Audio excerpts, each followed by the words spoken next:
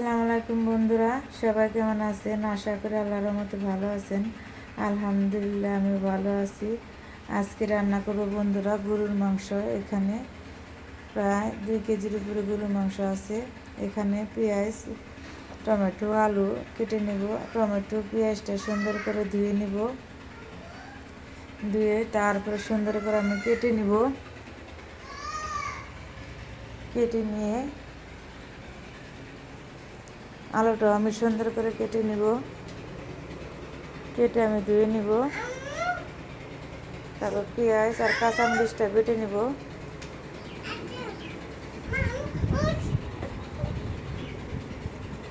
পেঁয়াজ আর কাঁচামরিচটা সুন্দর করে বেটে রেখে দিব। তারপরে প্যানের মধ্যে দিয়ে দিব আমি পরিমাণ মতো তেল।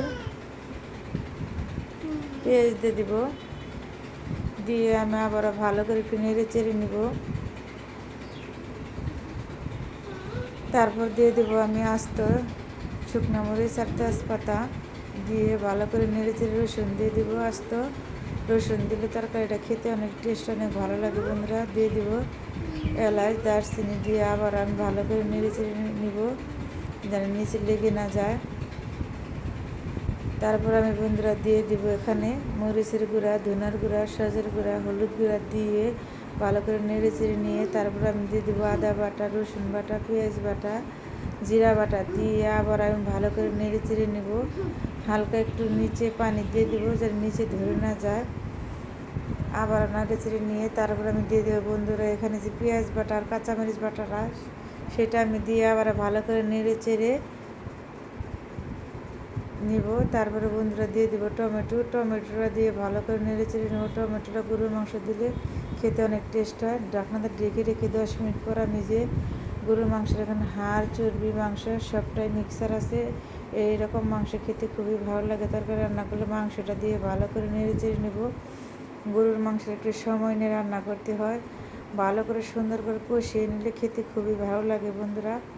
এই যে মাংসটা প্রায় কষানি হয়ে গেছে। এখন দিয়ে দেবো আলুটা দিয়ে আবার আমি ভালো করে নেড়ে চেড়ে নিয়ে এখানে আমি গরম মশলাটা বেটে নেব, দারচিনি, এলাচ এটা বেটে নিয়ে তারপর আমি যে মাংস রান্নার প্রায় শেষে যখন হয়ে যাবে 90% তখন আমি দিয়ে দেবো ওই যে মশলাটা দিয়ে আবার আমি ভালো করে নেড়ে চেড়ে ঢাকনাতে ঢেকে রেখে দিব।